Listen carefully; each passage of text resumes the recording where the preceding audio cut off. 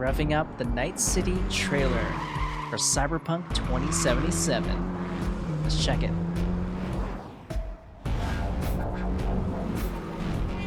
Yeah, it's like a car game. It's like a Gran Turismo Forza Motorsport.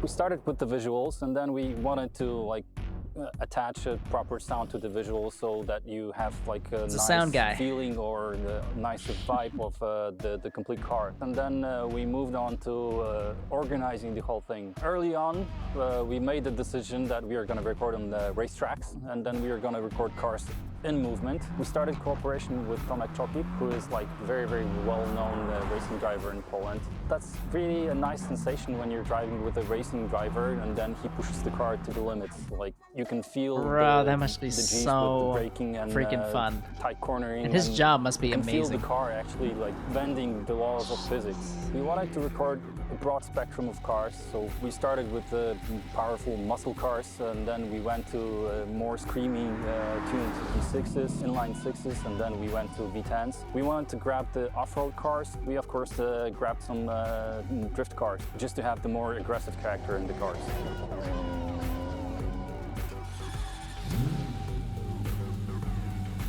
We had to assemble a sound group or a sound team that would make the placing of the mics process very, very fast, because we had plenty of cars to do in a short time span.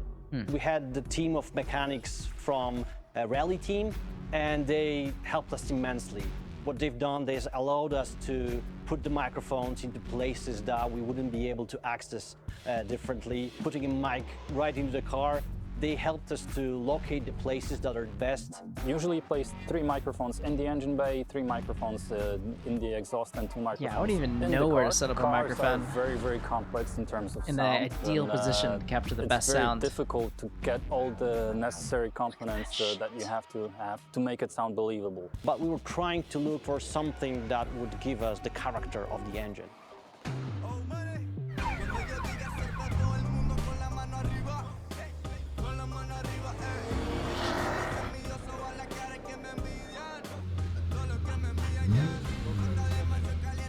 We wanted to use normal organic electric engine that you could actually have in the nowadays car. We didn't want the engines to be futuristic sci-fi-ish sounding. We want them much more organic, much more down to earth, something that would represent the combustion engine.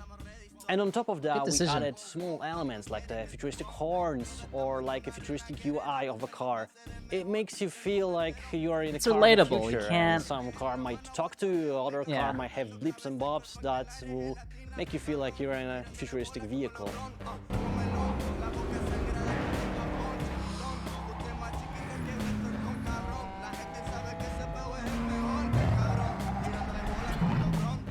We wanted to be very, very close to what Mike set up in the lore. And early on, we decided to record Johnny's original car, which is the Porsche 911 930 from 1977. We recorded on dyno in control environment in a chamber. We could put mic in very different places. Porsche 930 that we recorded is the only car really that will be really sounding like the real car in the real world. That's gonna be a rare one to get. Even got the window sounds. More than 40 vehicles. Not often do we record so many vehicles for a game that is not really a racing game.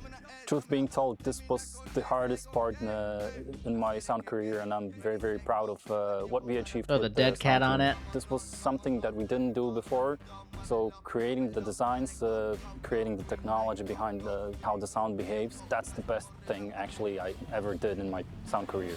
I love videos. I love like behind the scenes like this. Videos like this. Just don't spoil the story for me and we're good.